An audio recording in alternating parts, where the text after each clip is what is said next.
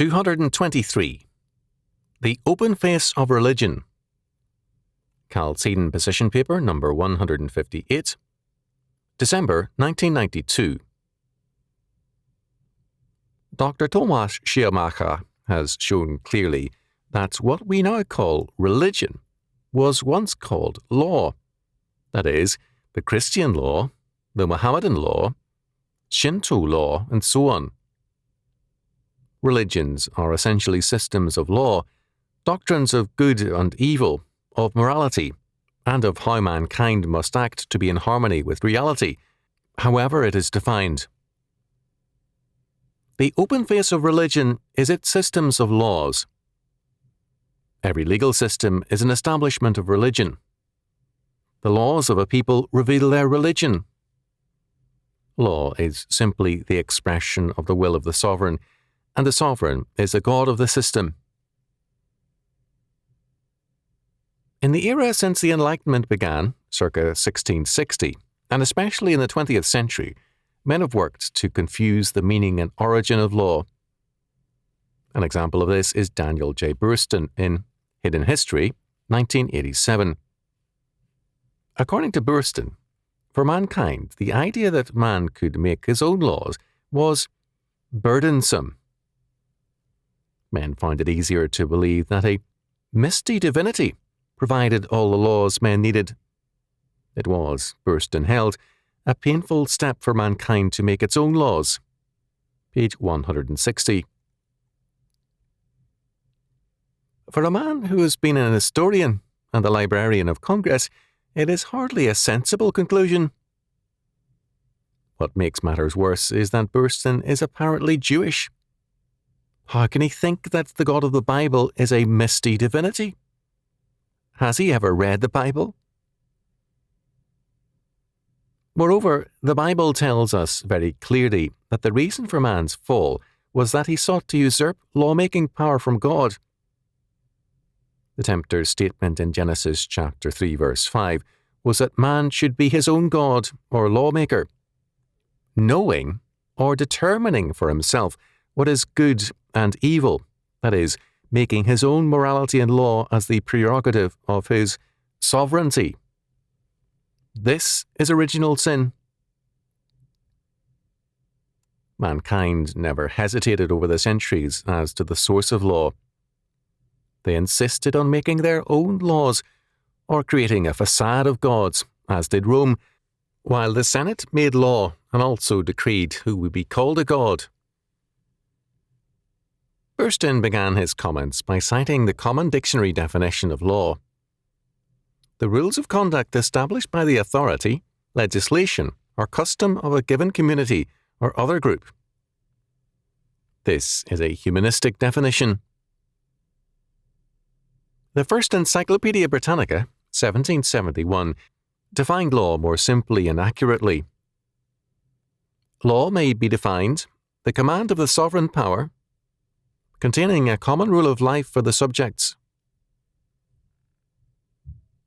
If God is our sovereign or Lord, then his word is our law.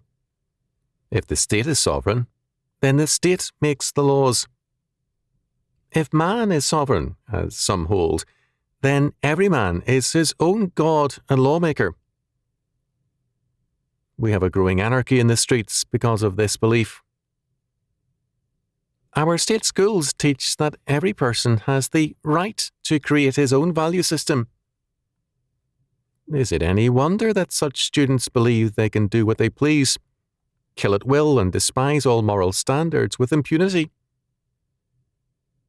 The remarkable fact is that more of them are not doing so. I have found that many students and adults are now moral anarchists. Many are restrained from a more open practice of their beliefs only because they realize that there are still some consequences to the logic of our moralism. The rage of some over the fact of AIDS is startling. They seem to believe that AIDS is some kind of Christian plot against freedom. The open face of religion is its system of laws. Its character is plainly revealed thereby. The humanistic laws of our time tell us that humanism is suicidal. Basic to humanism's view that laws are a human invention is the belief that only an elite group are truly human. The rest of us are still animalistic, and this elite group should rule and make all the laws. This premise of an elite ruling power is basic to socialism and positivism.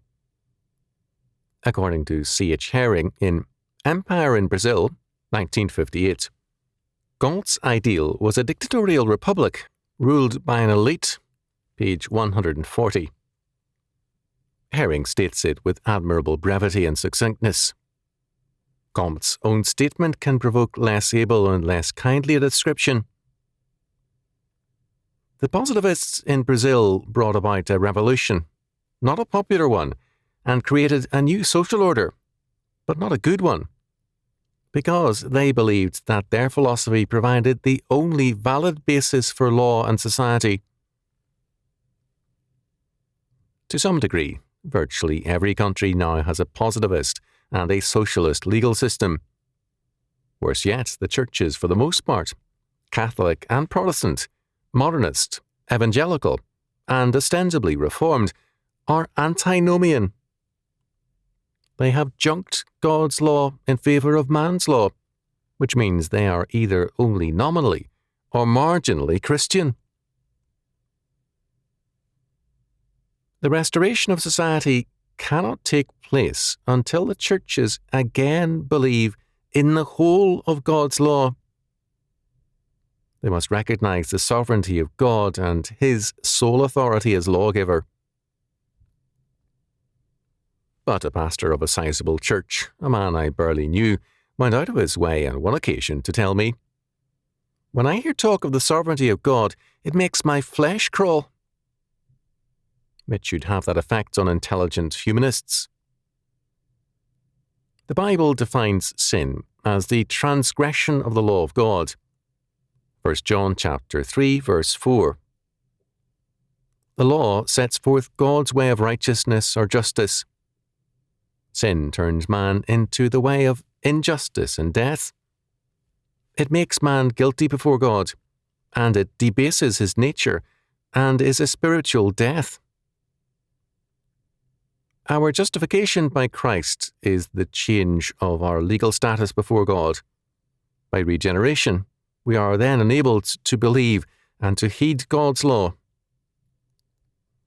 Our sanctification is our moral transformation, to use Francis L. Patton's term. We now try with all our being to obey God's law, because our religion is no longer the attempt to become God, but the happy determination to let God be God, to rejoice in Him, and to love and obey Him. Law is the open face of religion, and what men recognize as true law will tell you who their God is.